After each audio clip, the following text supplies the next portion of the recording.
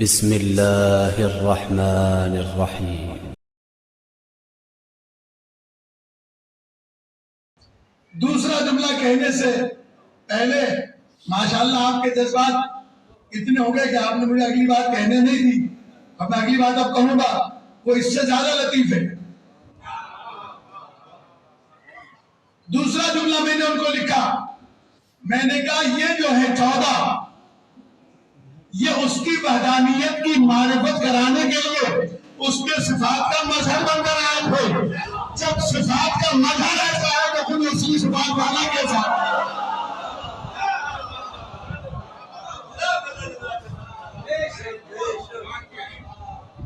یہ مظہر پروردگار، مظہر اوصاف پروردگار ہے، یہ مظاہر ہیں۔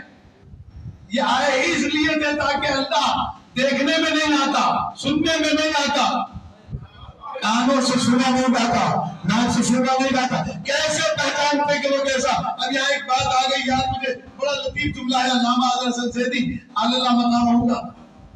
میں نے چونکہ جب خطابت شروع کی تھی 8-9 سال کی عمر سے، تو میں ان کی مجلس سے رٹ کے پڑھا کرتا ہوں۔ اب بھی میرے ذہن میں اس کے خاکے ہیں، تو یہ ابھی جب آپ سے میں سن رہا تھا تو بڑی اچھی بات میرے ذہن میں آئی۔ کہنے لگے علامہ حضرت زیدی اللہ مقامہ، کسی نے سوال کر دیا کہ قبلہ وہ آج کچھ نماز کے بارے میں ذکر ہو جائے۔ کہنے لگے کہ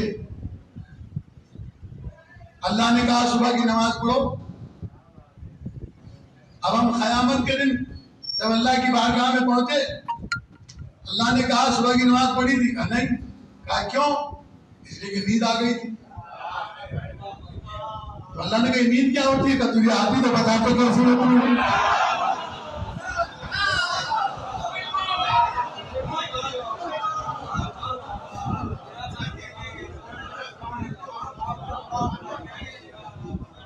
اللہ نے مجھے روزہ رکھا تھا؟ کہا نہیں۔ کہا کیوں؟ بھوک لگتی تھی، پیاس لگتی تھی۔ کہا وہ کیا ہوتی ہے؟ کہا تجھے بھوک لگتی تو تجھے بتا تو۔ کہ اسی لیے اللہ نے کہا کہ یہ اعتراض ختم ہو جائے، میں حیثوں کو اپنی صفات کا مظہر بنانا ہوں۔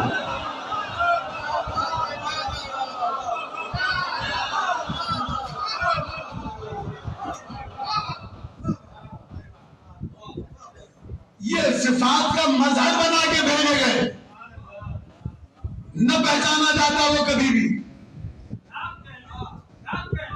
اور اسی لیے میں کہا کرتا ہوں، آج کل بڑی بحث ہے مولانا۔ میں 2 لفظوں میں نے رات کو مدینۃ العلم میں بھی کہا تھا، بچوں نے پوچھا تھا، میں نے رات کو بھی کہا تھا اور اب بھی کہتا ہوں، آج کل بڑی بحث ہے۔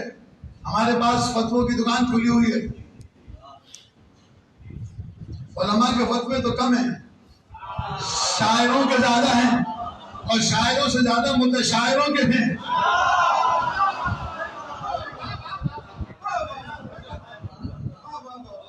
اب یہ لفظ متشاعر جو ہے کسی سے پوچھ لیجیے گا یہ کیا ہوتا ہے؟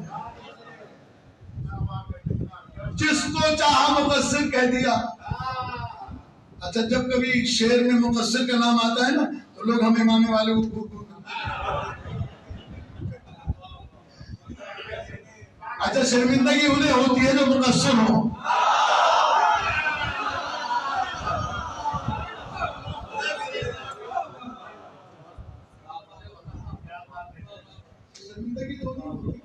امیر علیہ السلام کا فرمان ہے، مولا کائنات فرماتے برا اسے لگتا ہے جس میں برائی پائی جاتی ہو، جس میں برائی نہیں پائی جاتی۔ اس کی مثال بھی مولا نے خود ہی اپنی زندگی میں اپنی سیرت سے دی کہ جب کوفے کے مسجد میں کسی منافق نے آ کے میرے مولا سے کہا یا علی ابوک فی النار، علی تمہارے بابا جہنم۔ علی علیہ السلام نے منہ پھیر لیا، وہ پھر ادھر سے آ گیا، پھر ادھر سے آ کے اس نے کہا ابوک فی النار، مولا نے پھر ادھر منہ کر لیا۔ وہ تیسری مرتبہ پھر بولا، مولا نے کہا کہ اب یہ بات آنے والا نہیں ہے تو اسے ایسا جواب دیا جائے کہ اس کے بعد یہ پھر بولنے کے قابل نہ رہے۔ مولا نے اپنے سینے میں ہاتھ رکھ کے کہا انا قسیم النار والجنہ، جنت و جہنم کا تقسیم کرنے والا میں ہوں، میرے باپ کی فکر نہ کر، اپنے باپ کی فکر کر۔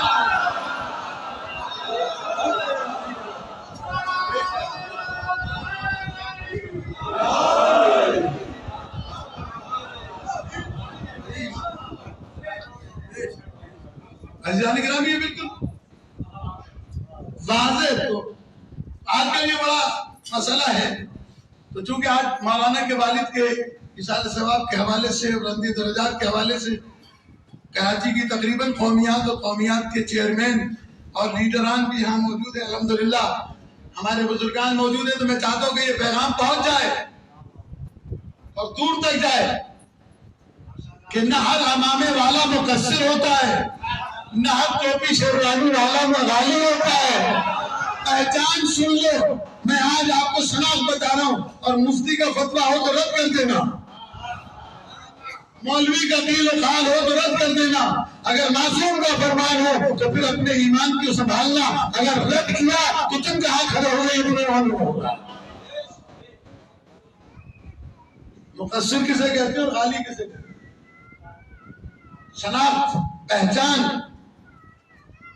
معصوم سے پوچھا گیا مقصر، تو مقصر کسے کہتے ہیں؟ علی علیہ السلام سے پوچھا گیا یا علی مت دین، یا علی دین کیا ہے؟ اب علی سے پوچھا جا رہا ہے دین کیا ہے؟ وہ جو قرآن کی بے کا نقطہ ہے، اس نے سارے دین کو سمیٹ کر 2 لفظوں میں بیان کر دیا. دیکھیے جب ان باتوں پہ ڈانٹ دی جا سکتی ہے تو ضروری کسی کو گالیاں دینا.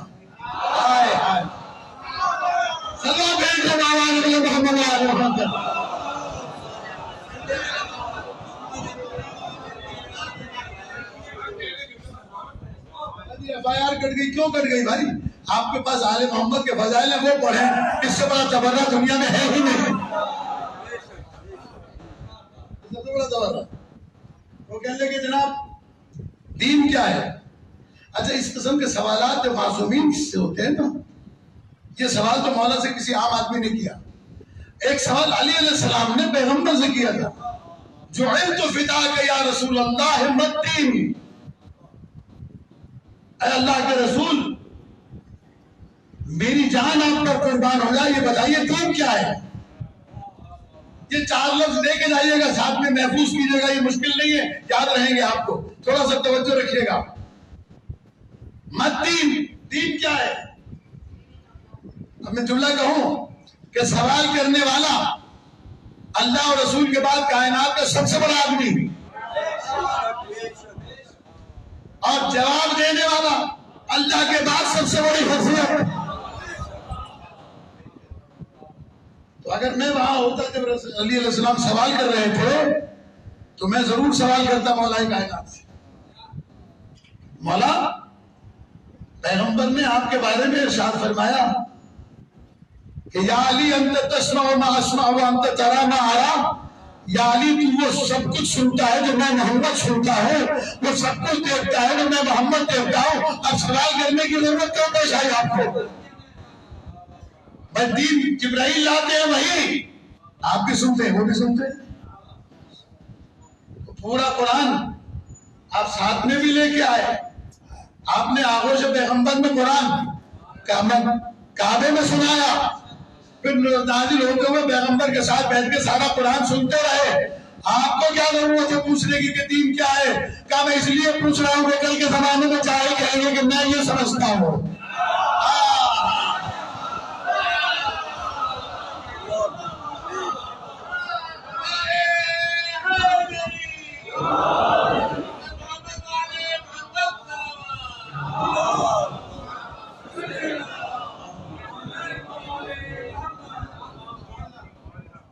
ہر آدمی کہ میں یہ سمجھتا ہوں.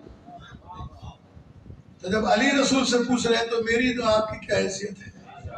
یہ سوال کر کے بتایا کہ ہر آدمی کے بس کی بات نہیں، ہر آدمی کی گنجائش نہیں کہ وہ یہ کہے کہ دین یہ ہے. دین یا خدا بتائے یا رسول بتائے یا علی بتائے، ہر ایک آدمی کے بس کی بات نہیں. تو پیغمبر نے کیا جواب دیا؟ پیغمبر نے بھی 23 برس کی تبلیغ کا جواب ایک ہی جملے میں دیا، اور علی علیہ السلام نے بھی. ظاہر ہے کہ وہ سوال علی کا تھا تو علی کے جیسا جواب ملا. یہ سوال عوام کا تھا تو جواب عوام کا جیسا ملا. وہ سوال امام کا تھا، یہ سوال غلام کا ہے. امام کے سوال کا جواب پیغمبر نے دیا، یا علی الدین التعظیم لامر اللہ والشفقۃ علی خلق اللہ. بس دو ہی چیزوں میں اللہ کا دین ہے. ایک یہ کہ حکم پروردگار کی تعظیم کی جائے, اس کے مخلوق کے ساتھ شفیق رہا جائے.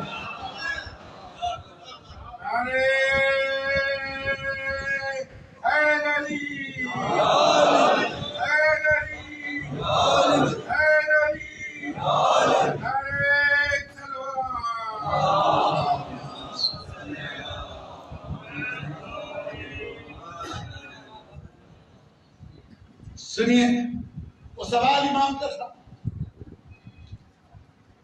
امام کی حیثیت سے جواب ملا. یہ سمجھا دیا کہ دین دو لفظوں میں ہے.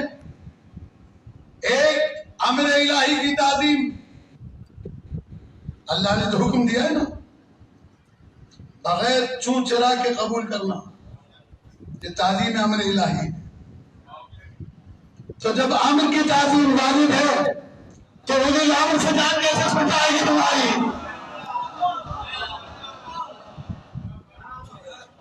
تعظیم امر الہی, پہلی چیز کہ اللہ کے امر کی تعظیم کی جائے. اب جب بھی وہ کہتے کچھ تو وہ خود تو کچھ نہیں کہتا, کہلواتا ہے اپنے نبی سے. جب کہلواتا ہے تو اس نے تو جملے کہہ دیے کہ میرے امر کی تعلیم اگر کرنی ہے تو وما آتاکم الرسول فخذوہ وما نہاکم عنہ فانتہوا. جو کچھ میرا رسول دے لے لینا, جو کچھ منع کرے رک جانا. اب مسجد پہ لے لینا, غدیر کے میدان میں منبر پہ لیتا لینا.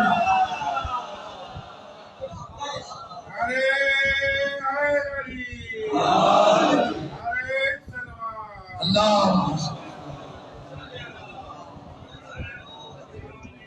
آپ کی محبت کرم نوازی, کیونکہ اردو مجھے پوری صاحب آتی نہیں ہے, میں 10 زبانیں بولتا ہوں صبح سے لے کے شام تک. اس سے سرائکی میں, اس سے سواحلی میں, اس سے سندھی میں, اس سے پنجابی میں, اس سے اردو میں. تو جو زیادہ زبانیں بولتا ہے اس کی کوئی زبان بھی اچھی نہیں ہوتی. صاحب اللسان ضعیف, بہت سی زبانیں بولنے والا جو ہے وہ زبان میں کمزور ہوتا ہے. اور جو اچھی زبان اردو بولنے والے اور لغت ہوتی ہے. مرزا محمد اطہر صاحب قبلہ سے جب گفتگو ہوتی تھی, میں نے کہا قبلہ آپ بولیے ہم چپ. کہنے لگے کیوں؟ میں نے کہا ہمیں شرم آتی ہے آپ کے سامنے اردو بولتے ہوئے, ہماری اردو ننگی ہے. بہرحال تو میں عرض یہ کر رہا تھا کہ اس بات کو محسوس کیجیے گا. میں آپ کی خدمت درج کر رہا ہوں کہ پیغمبر نے فرمایا ایک امر الہی کی تعظیم, دوسری مخلوق خدا پر شفقت. اور یہاں انسان کا لفظ بھی نہیں ہے. بس شفقت علی خلق اللہ, اللہ کی مخلوق پر شفقت. تو جب مخلوق پر شفقت کا حکم ہے تو یتیم پر کتنا ہوگا, بھائی پر کتنا ہوگا, بھتیجی پر کتنا ہوگا, بہنوں پر کتنا ہوگا, عزیزوں پر کتنا ہوگا. عزیزان گرامی, بس اسی لیے اللہ نے جب شفقت رکھی ہے مخلوق پر تو پیغمبر نے عمل کر کے دکھایا. مجھے وہ سیرت نہیں پڑھنا ہے, موقع بھی نہیں ہے. ایک لفظ صرف بتانا چاہتا ہوں. جس رسول نے یہ کہا کہ وہ شفقت علی خلق اللہ, اللہ کی شفقت دین کے دو ہی حصے بتائے, ایک تعظیم امر الہی, ایک شفقت مخلوق. تو پیغمبر وضو فرما رہے ہیں, بلی آ کر بیٹھ گئی. پیغمبر نے دیکھا, محسوس کیا یہ پانی پینا چاہتی ہے, وضو آدھا چھوڑ دیا, کھڑے ہو گئے. اصحاب نے پوچھا یا رسول اللہ کیا ہوا؟ کہا یہ بلی پیاسی ہے. اس نے پانی پیا, چلی گئی. کہا یہ بعد میں بھی پی سکتی تھی. رسول اسلام سے کہا گیا یہ بعد میں بھی پی سکتی تھی, آپ نے وضو آدھے میں کیوں چھوڑ دیا؟ کہ مجھے معلوم ہے بعد میں بھی پی سکتی تھی, لیکن میں رحمت للعالمین ہوں, میں محمد مصطفیٰ ہوں, مجھ سے دیکھا نہیں گیا کہ مخلوق منہ تکی اور میں وضو کرتا رہوں.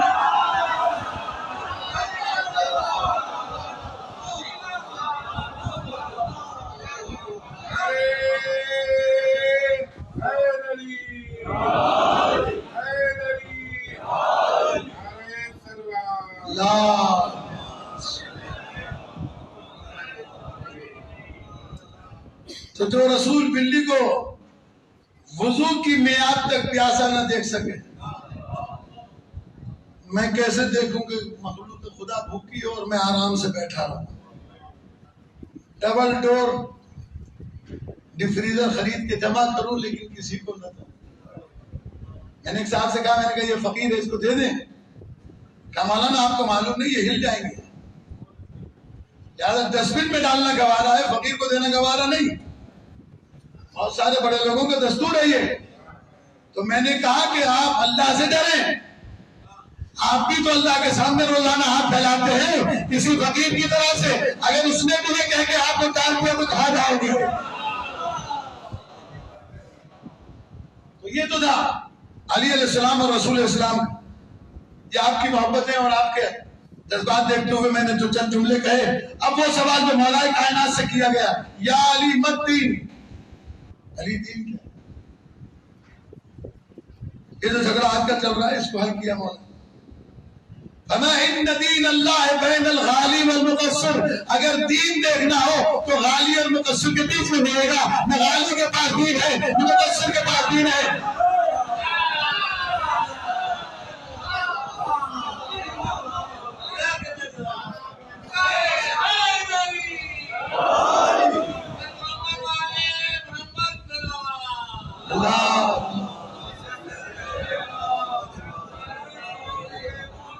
نہ غالی کے پاس دین ہے نہ مقصر کے پاس دین ہے. تو اب جملہ سنیے، میں آپ کی خدمت میں ہدیہ کرتا ہوں کہ پیغمبر اکرم نے غدیر کے موقع پہ جو قافلہ روکا تو دو جملے کہے، جو آگے گئے پیچھے بلاؤ، جو پیچھے رہ گئے انہیں آگے بلاؤ، تاکہ سب مل کے آپ کو بتاؤں کہ علی مولا ہے. کیونکہ جو آگے نکل گیا وہ غالی ہے، جو پیچھے رہ گیا وہ مقصر ہے.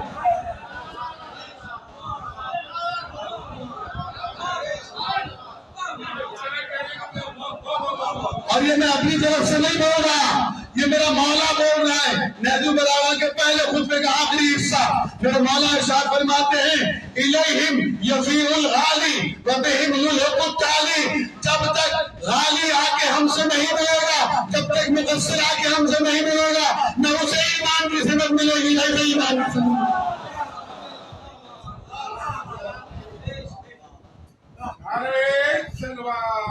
اللہ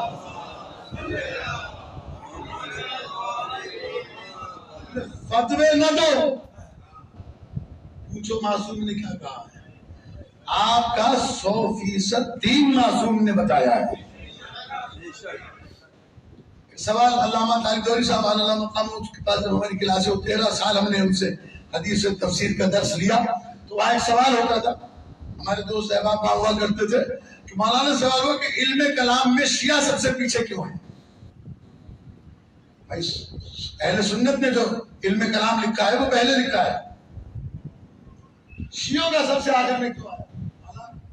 آپ کے حضور علم ہے. خدا ان کا درجات بلند فرمائے، عالی متعالی فرمائے. ان کے جواب کا کوئی ثانی نہیں تھا. لوگوں نے نہیں پہچانا کہ کسے کھو دیا. اسی میں لگے رہے کہ مجلس کے 1 لاکھ روپے کیوں لیتے. 1 لاکھ روپے کی بھی کوئی قیمت نہیں تھی.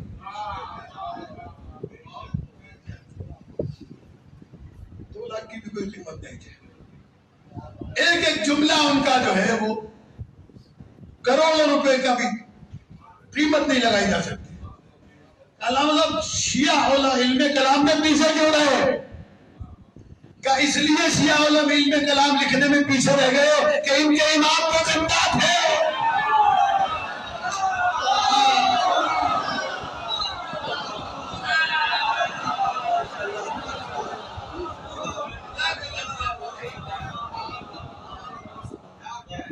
جب تک امام موجود تھے علم کلام کی کیا ضرورت ہے؟ اب جملہ کا ذکر آیا تو چونکہ میرے استاد بھی تھے، محسن بھی تھے، میرے مربی بھی تھے، تو میں ایک جملہ اور آپ کی خدمت میں ہدیہ کر دوں عوام الناس کے لیے بھی، علماء کے لیے بھی. یہ علماء بیٹھے ہوئے جو ہمارے ساتھ وہاں رہتے تھے، بھائی بھی آ گئے، یہ بھی وہاں رہتے تھے. تو ایک جملہ ایک دن ان سے بحث ہوتی تھی. اچھا چڑھتے نہیں تھے کبھی بھی. ہم نے بہت کوشش کی چڑھانے کی، ایسے ایسے الٹے سیدھے سوالات مجھ سے کیے. میں نے ایک دن پوچھا، میں نے کہا علامہ صاحب آپ کو غصہ نہیں آتا ہمارے سوال کا؟ کہتے غصہ جاہلوں کو آتا ہے.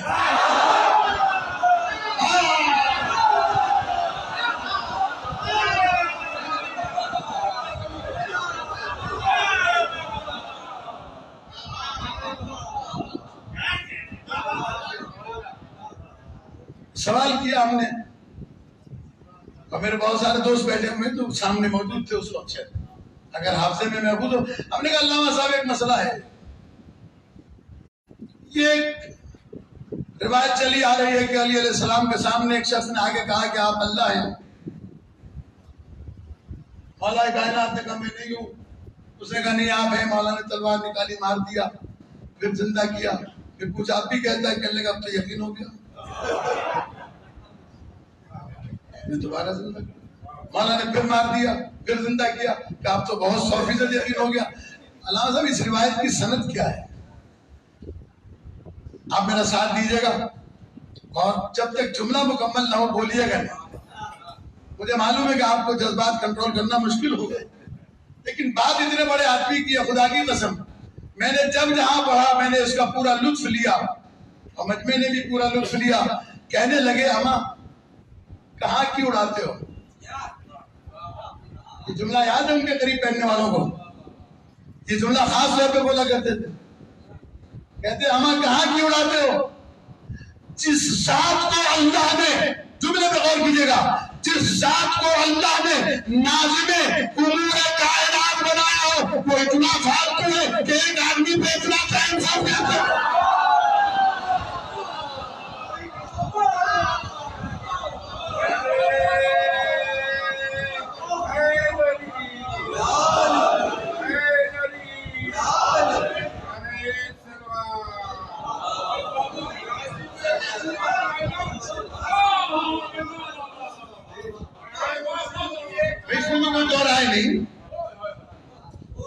جسے اللہ نے ناظم امور کائنات بنایا ہو وہ اتنا فارغ ہے.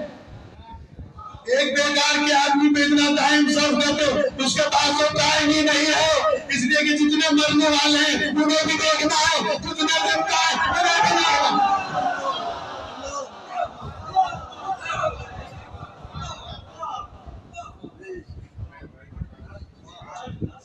اب یہ آسانی سے کہہ دینا یہ مقصر ہے، یہ غالب ہے.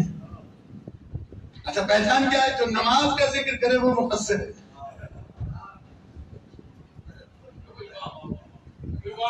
جو روزے کا کہے وہ مقصر ہے.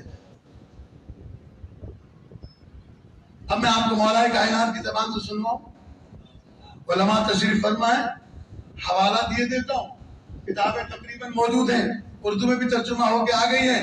کتاب کا نام ہے تحف العقول عن آل رسول، اس کا ترجمہ ہو چکا ہے. اس میں جناب کمیل کی اللہ علیہ السلام کی وصیت موجود ہے.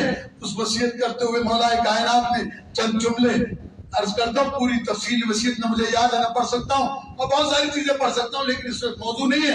میں صرف آپ کے سامنے عرض کرنا چاہتا ہوں، اس بات کو آپ سن لیجیے گا کہ مولا کمیل کو وصیت کرتے ہوئے فرمایا یا کمیل لا تاخذ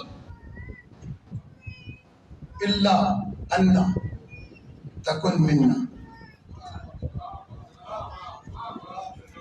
ظاہر ہے اس کا ترجمہ وہ تو نہیں ہو سکتا جو علی نے کہا ہے،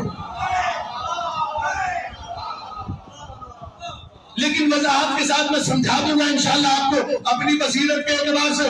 مولا نے کہا کمیل کچھ نہ لینا کسی سے، جو کچھ لینا فقط ہم سے لینا، پھر تو ہمارا نہیں رہے گا، ہم میں سے ہوگا.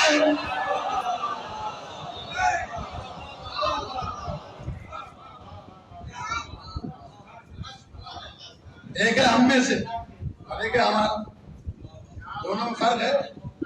جو ہمارا ہے وہ بدلا جا سکتا ہے، جو ہم میں سے ہے وہ بدلا نہیں جا سکتا. بھائی رشتہ سببی ہمارا ہے، رشتہ نسبی ہم میں سے ہے.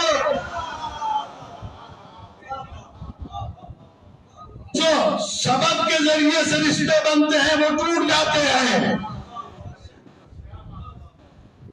جو نسب کے رشتے ہوتے ہیں وہ ٹوٹتے ہیں. تو علی علیہ السلام فرماتے تکن منا. اور میں نے کسی مجلس میں اپنی برادری کی عرض کیا تھا، میرے دوست بیٹھے ہوئے ہیں، انہوں نے سنا ہوگا، میں اس کا صرف وضاحت کرنا چاہتا ہوں ایک جملے کے ساتھ.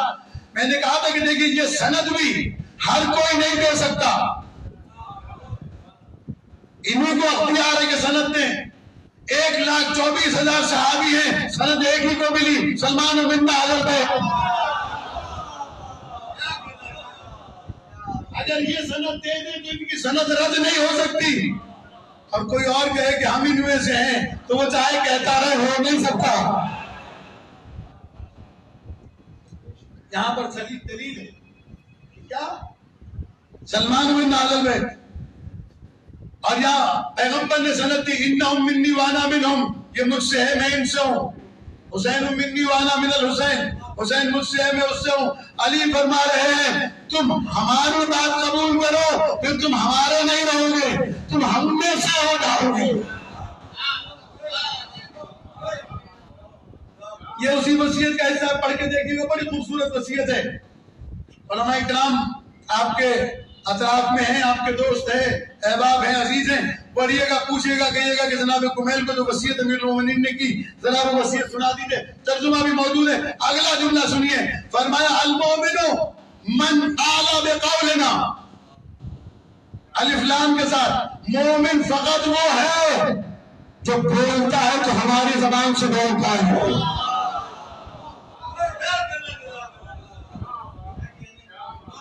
المؤمن من آل بقولنا، ہمارا قول بولتا ہے. تو میں ایک جملہ آپ کی خدمت میں ہدیہ کر دوں کہ آل محمد کے لیے کہا جاتا ہے یہ لسان اللہ. کیوں؟ جب اللہ کے جسم ہی نہیں ہے تو زبان کہاں سے آئی؟ مسئلہ یہ کہ وہ جو کہتا ہے یہ وہی کہتے ہیں، اس لیے ان کی زبان کو لسان اللہ کہا جاتا ہے. یہ اپنی مرضی سے بولتے ہی نہیں. یہ ایک آیت رسول اسلام کے لیے ہی نہیں ہے، اس میں یہ ان کے تہرا کا تہرا جز شامل ہے. وہ وحی کے بغیر نہیں بولتے، یہ اس کی مرضی کے بغیر، اس کی مشیت کے بغیر نہیں بولتے. یہ موضوعات ہیں الگ الگ جس پر بحث کی جا سکتی ہے. آج تو صرف میں آپ کی خدمت میں ایک جملہ عرض کرنا چاہتا ہوں کہ یہ شرف آل محمد نے عطا کیا ہمیں کہ جیسے ہم اس کی زبان بولتے ہیں تو لسان اللہ ہو جاتے ہیں.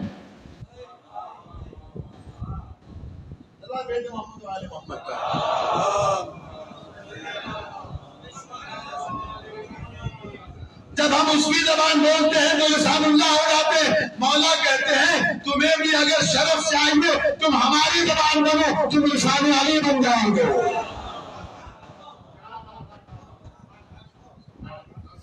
محمد کی زبان بولو. المؤمن من آل بقولنا، مومن وہ ہے جو ہمارا قول بولتا ہے، ہماری بات بولتا ہے، ہماری زبان بولتا ہے. فمن تخلف عنه قصر عنا، مقصر کی پہچان بتائی معصوم نے، فرمایا جو ہمارے قول کی مخالفت کرتا ہے مقصر ہے.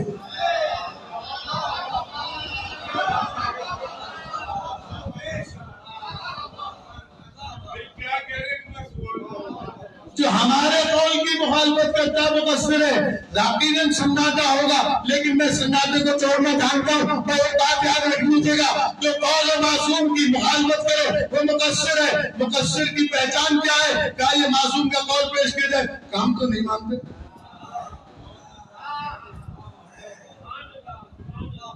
ہم تو نہیں مانتے. بہت سارے لوگ ہیں.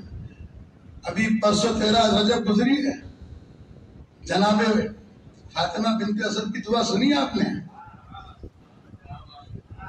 سنی تھی؟ علماء نے پڑھی تھی نہیں؟ یا صرف قصیدوں میں اڑا دی رات؟ میں خود شاعر ہوں، خود قصیدے پڑھتا ہوں. ایسا نہ ہو کہ کوئی سمجھے کہ میں قصیدے کی خلاف ورزی میں صاحب دیوان شاعر ہوں، اور ایک زبان نہیں 3 زبانوں کا شاعر ہوں. جو لوگ جانتے ہیں وہ اچھی طریقے سے، میں قصائد کا مخالف نہیں، لیکن ہر ایک آدمی کی حد اپنی ہے. ایک جملہ کہوں، پنجاب کے بہت بڑے ذاکر تھے بھٹی صاحب، احمد بخش بھٹی، اتفاق سے وہ اور علامہ نسیم عباس رضوی علی اللہ مقام ایک مجلس میں دونوں شریک تھے.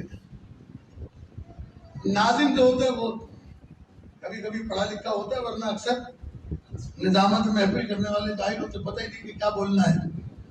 تو کہا حجت الاسلام والمسلمین احمد بخش بھٹی صاحب اب آپ کے سامنے خطاب فرمائیں. علامہ نسیم عباس تو شریف انسان تھے، جب اس کے بعد آئے تو کہنے لگے کہ میں فلمی اداکار احمد بخش بھٹی آپ سے خطاب کرنا چاہتا ہوں. فلمی اداکار ناصر اپنا نسیم عباس آپ سے خطاب کرنا چاہتا ہوں. کہ ہمارے یہاں گڑبڑ ہو رہی ہے ساری. شاعر کو اپنی حد میں رہنا چاہیے، عالم کو اپنی حد میں رہنا چاہیے، خطیب کو اپنی حد میں رہنا چاہیے. حد سے تجاوز کرتے ہی جھگڑا ہوتا ہے، اختلافات پیدا ہوتے ہیں. جب حدود سے تجاوز ہو جائے، عزیزان گرامی، بس میں آپ کی خدمت میں عرض کرتا چلوں کہ اسے مولا نے حل کیا ہے. مولا فرماتے ومن تخلف عنہا کسر عنا، جو ہمارے قول کی مخالفت کرے وہ مقصر. ومن قصر عنا لم یلحق بنا، مولا نے سزا کا بھی اعلان کر دیا کہ جو ہمارے قول کو دنیا میں جھٹلائے گا ہم قیامت کے دن اسے پہچانیں گے نہیں.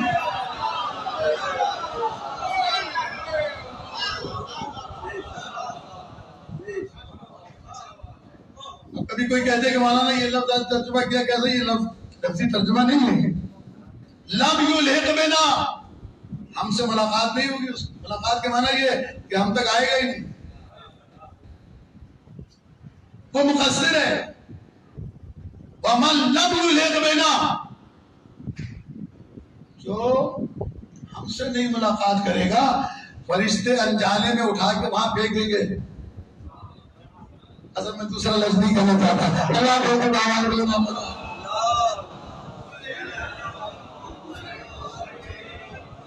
کہاں تو وہی بچے گا جسے یہ پہچان لیں گے، جسے یہ نہیں پہچانیں گے انہیں پھر فرشتے پہچانیں گے.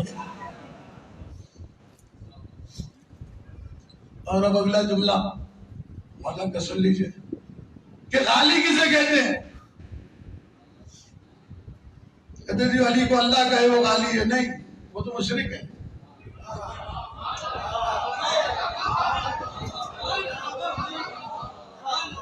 جو انہیں رب کہے وہ تو مشرک ہے، کافر ہے. نہ یہ خالق ہے نہ رازق. معصوم سے پوچھے غالی کسے کہتے ہیں.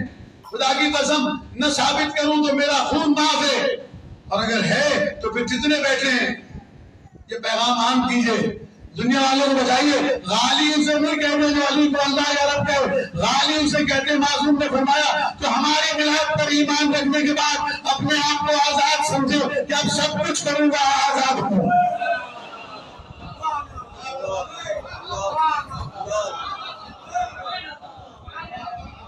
نماز روزے سے آزاد، حج زکات سے آزاد. کہتے چونکہ ہم نے ولایت مانی ہمیں نماز کی کیا ضرورت ہے. یہ غالی ہے. فرماتے جو ہماری ولایت مان کر احکام الہی سے الگ ہو جائے وہ غالی ہے. اور غالی پر بھی معصوم نے لعنت کی ہے اور مقصر پر بھی لعنت کی ہے. آپ آزاد نہیں، جسے آزادی چاہیے وہ علی سے دور. اس لیے کہ یہاں تو غلامی کی تحریک چلتی ہے، آزادی کی تحریک نہیں چلتی ہے.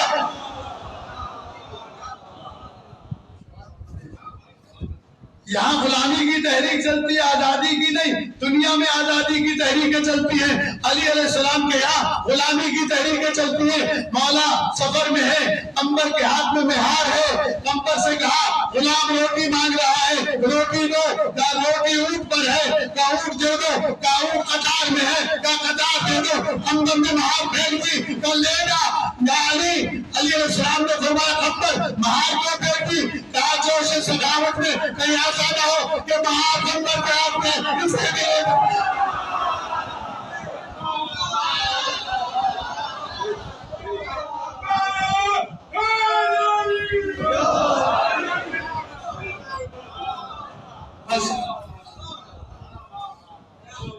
یہاں غلامی کی تحریکیں چلتی ہیں، آزادی کی بھی، جسے آزاد رہنا ہو وہ علی کے دروازے سے چلا جائے، بھئی یہاں رہے گا تو غلام ہے، اور جو غلام ہے اس کی اپنی مرضی نہیں چلتی ہے۔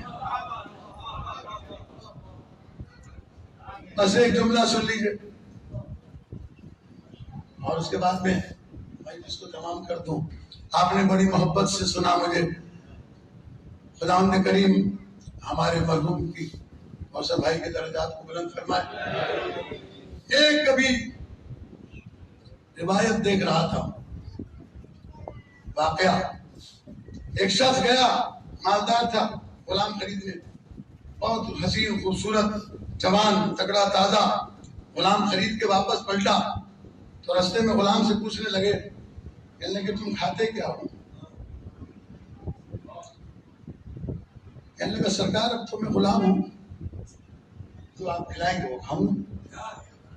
غلام کی کیا مرض ہے؟ تھوڑے دور چلے پھر کہا یہ بتاؤ کہ تم پہنتے کیا ہو؟ سرکار میں غلام ہوں۔ غلام کی کیا مرضی، جو آپ پہنائیں گے وہ پہنیں گے۔ میرے بچے خاص طور پر توجہ کریں، آگے چلے، کہا سوتے کیسے بستر پر؟ غلام ہوں، جیسا آپ سے بستر دیں گے اس پہ سو جاؤں گا۔ غلام کی کون سی مرضی ہے؟ گھر قریب آ گیا، روتے ہوئے گھر میں داخل ہوا، آنکھیں اشکبار تھی، غلام ساتھ تھا، بیوی نے پوچھا کیا ہو گیا روتے ہوئے گھر آئے ہو؟ کہا اس غلام نے مجھے آج رلا دیا۔ کہا غلام نے کیسے رلا دیا؟ کیا کہہ دیا؟ کیسا غلام لے آئے؟ کہا غلام نے مجھے رلا دیا۔ کہا کیسے رلا دیا؟ کہا میں نے اس سے پوچھا رستے میں کھاتے کیا ہو؟ کہا آپ آقا ہے جو کھلائیں گے وہ کھاؤں گا۔ غلام کی کیا مرضی؟ آپ جو پہنائیں گے وہ پہنوں گا، آپ جو جہاں سلائیں گے وہاں سو جاؤں گا۔ رو اس بات کے لیے رہا ہوں کہ ہم خود کو آل محمد کا غلام کہتے ہیں، کہتے ہیں کھانا ہماری پسند کا ہو، سونا ہماری پسند کا ہو، چاہے حلال کا ہو حرام کا ہو۔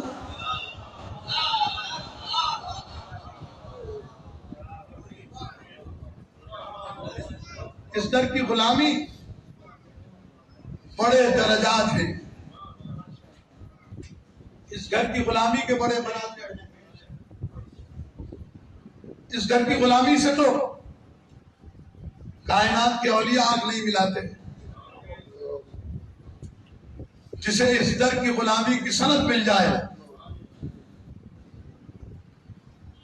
وہ عظیم ہوتا ہے۔ بہت سی مثالیں ہیں، ایک جملہ آپ حضرات کے علم میں، آپ مجلسی لوگ ہیں، پڑھتے رہتے ہیں، علماء کو سنتے رہتے ہیں۔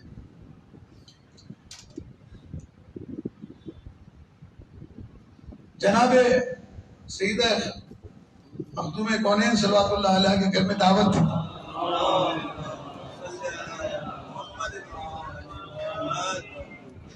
ایک دن رسول اللہ نے دعوت کی، دوسرے دن مولا کائنات نے کی، ایک دن سیدہ کونین نے کی، ایک دن جناب فضہ نے آخری دن رسول اللہ کی دعوت کی کہ کل آپ کی دعوت ہے۔ جب رسول اللہ کھانے پر آئے تو خوان سجا ہوا تھا، کہا فضہ یہ کہاں سے؟ کہا یا رسول اللہ میں سیدہ کی کنیز ہوں۔ میرے جملے پہ آپ نے توجہ نہیں فرمائی، یعنی گھر میں تو کھانے کو تھا نہیں، تم نے دعوت دے دی، بلا لیا، کھانا کہاں سے آ گیا؟ تو شہزادی نے یہ نہیں کہا کہ میں فضہ ہوں، کہا میں بطول کی کنیز ہوں۔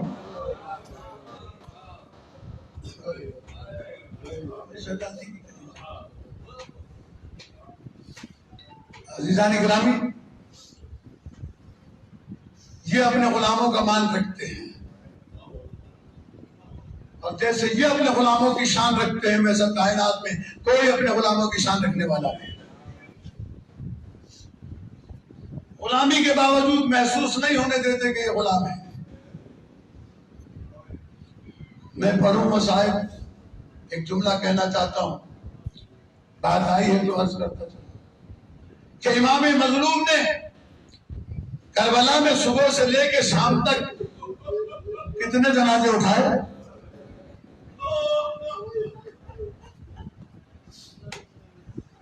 کتنے جنازوں پہ گئے؟ یہ علماء بیٹھے ہوئے ہیں، محققین بیٹھے ہوئے ہیں، پوچھ کے بتا دیجئے گا، پڑھ کے بتا دیجئے گا، کہیں سے سن کے بتا دیجئے گا کہ امام حسین علیہ السلام نے کسی کے لیے کہا ہو میرا اکبر مارا گیا ہے ماتم کر دو،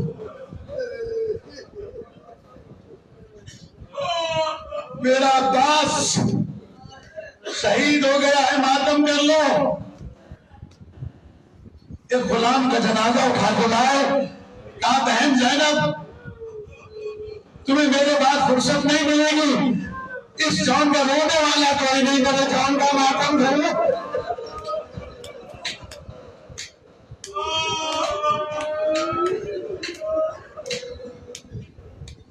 اجرکم اللہ۔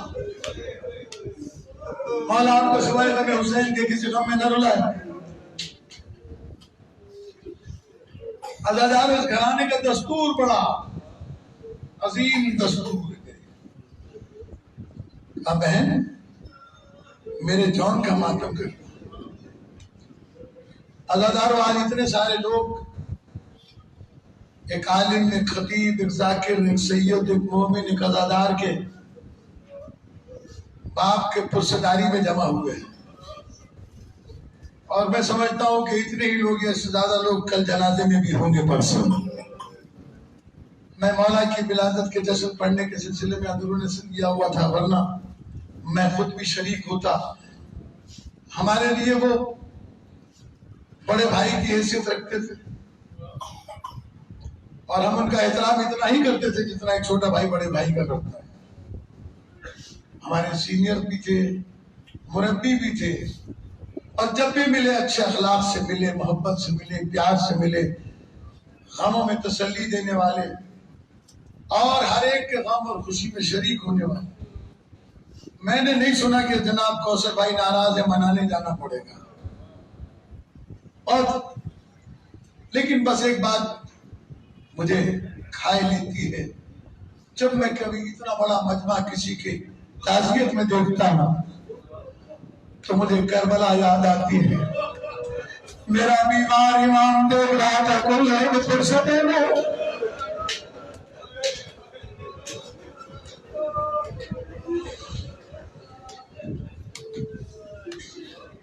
اجرکم اللہ۔ باپ کا سایہ اڑ جانا کوئی معمولی بات نہیں ہے۔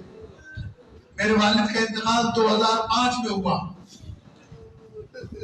15 سال گزر گئے، لیکن جیسے جیسے وقت گزر رہا ہے ان کے نہ ہونے کا احساس بڑھتا جا رہا ہے۔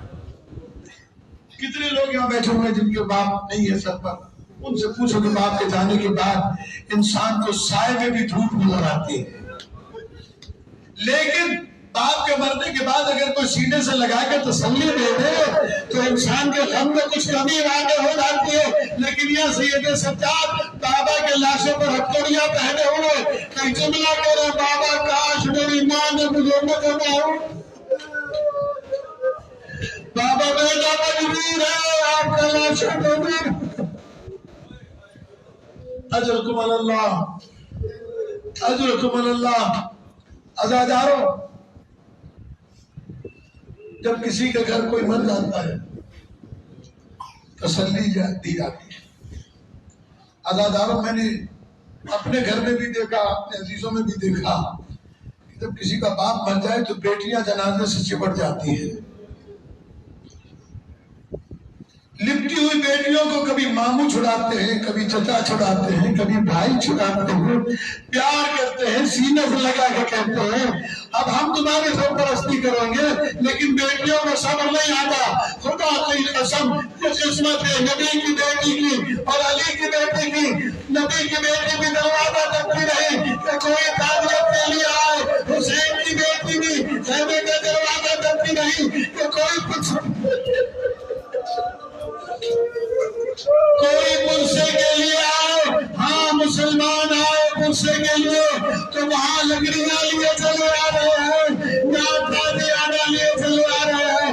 عزاداروں، مولانا محمد اسماعیل کے بندی فرمایا کرتے تھے کہ جب شہزادی کے قریب آیا سن، شہزادی نے پوچھا کیا ارادہ ہے؟ کہا کہ مجھے تیرے تر چاہیے، ابھی علی شہزادی نے دلوں میں ہاتھ رکھا تھا کہ ظالم نے دل کھینچ لیے.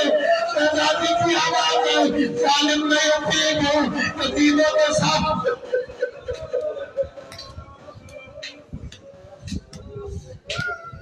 عزادارو کلیجہ پھٹتا ہے جب یہ جملے سنتا ہوں اور یہ جملے پڑھتا ہوں تاریخ میں کہ شہزادی بابا کے لاشوں پر آئی تو دونوں ہاتھ کانوں پر رکھے ہوئے تھے, آواز دے کر کہتی ہے بابا وہ تجھے آپ نے پہنا.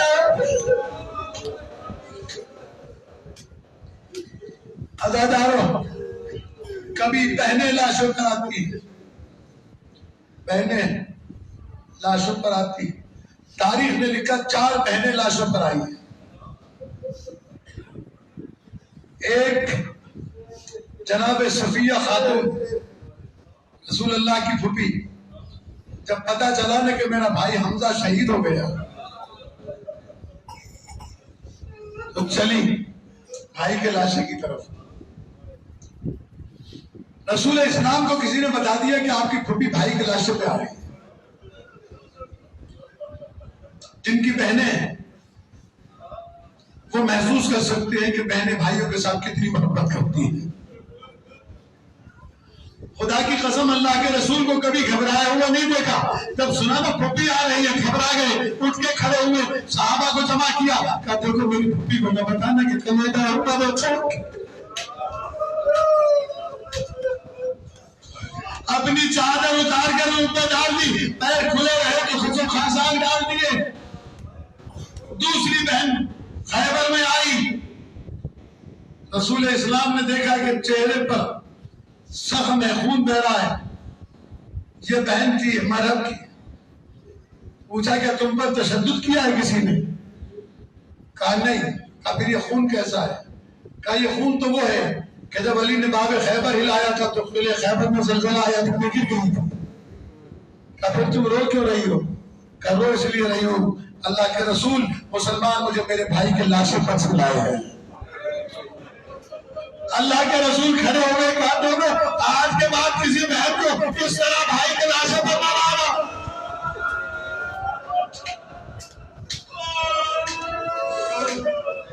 اس طرح بھائی کے لاشے پر کسی بہن کو نہ لانا. اور تیسری بہن خندق میں آئی تھی, عامر ابن عبد ود کی بہن, کہنے لگی دیکھ کر بھائی تجھ جیسے بھائی پر میں زندگی پر روتی, لیکن اب نہ رو گی اس لیے کہ تیرا قاتل بہت شریف ہے.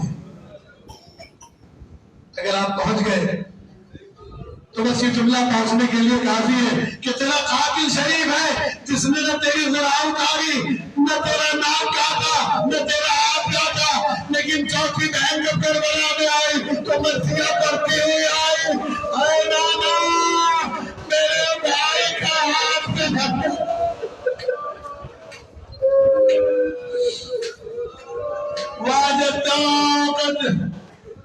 وعدتا واز حسین مرمل بالدماء, نانا یاد کر حسین خاک و خون میں رفتان ہے, نانا مسلوب الامامت والردا, نانا میرے بھائی کی امام بھی لوٹ کر لے گئے, امامہ بھی لے گئے, مقتوعت لازا نانا میرے بھائی کا ہاتھ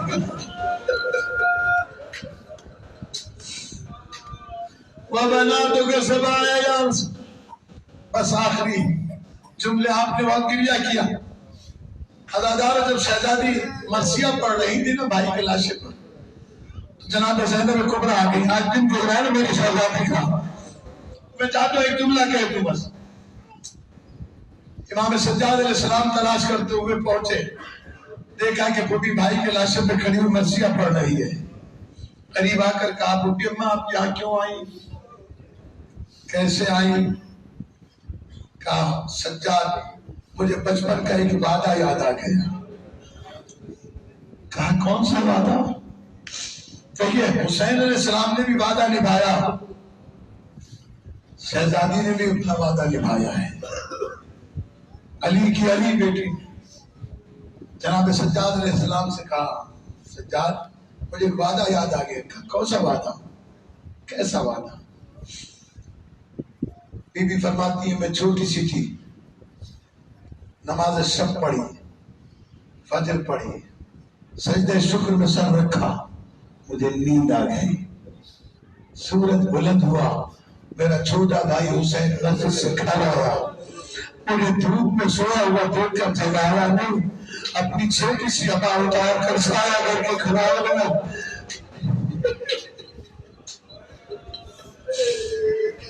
چھوٹی سی عبا اتار کر سایہ کر کے کھڑا ہو گیا۔ جب میری آنکھ کھلی تو میں نے وعدہ کیا تھا، حسین اگر کبھی تمہیں دھوپ میں نیند آئے میں چادر سے سایہ کروں گی۔ خدا جانے حسین کتنی دیر کھڑا رہا۔ جناب زینب کبریٰ نے فرمایا سجاد ساری زندگی زینب انتظار کرتی رہی کہ کوئی آئے دن ایسا کہ میں چادر سے سایہ کروں۔ آج میرا حسین سویا ہے، زینب کے سر کو چادر لے۔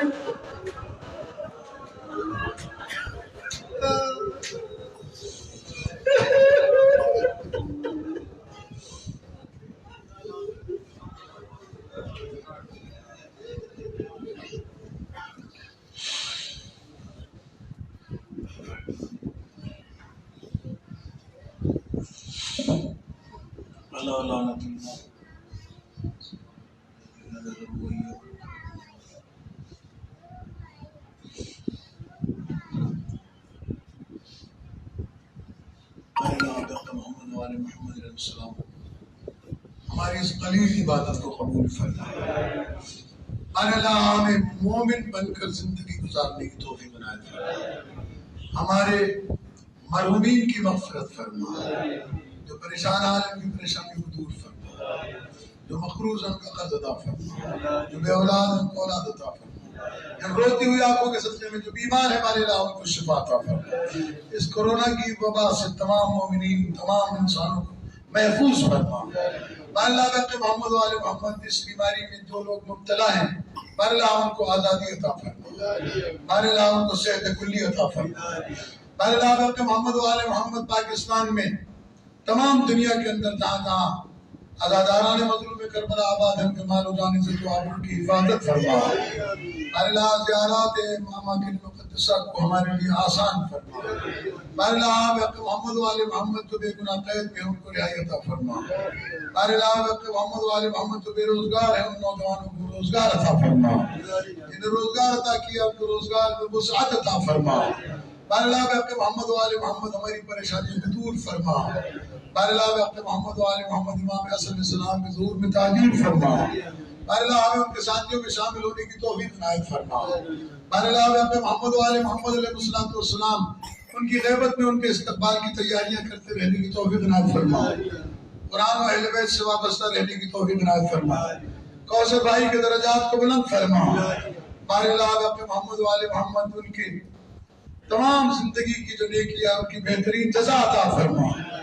اللہ بحق محمد و آل محمد مولانا جواد عابدی ان کے بھائی اور ان کی بہنوں اور ان کے تمام اہل خانہ مرحوم کی بیوہ اور تمام اعزاء کو صبر جمیل کرامت فرمائے۔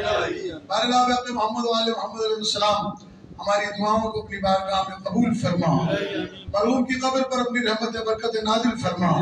مرحوم کی قبر کو نور ولایت آل محمد علیہ السلام سے منور فرما۔ اللہ بحق محمد و آل محمد مرحوم کے برزخ کے سفر میں اہل بیت علیہ السلام کی صحبت نصیب فرما۔ قیامت کے دن اہل بیت علیہ السلام کی شفاعت نصیب ہو۔ جنت الفردوس میں اعلیٰ مراتب کرامت فرما۔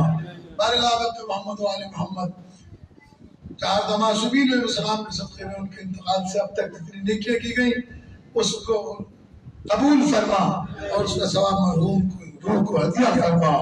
ہماری دعاؤں کو قبول فرما۔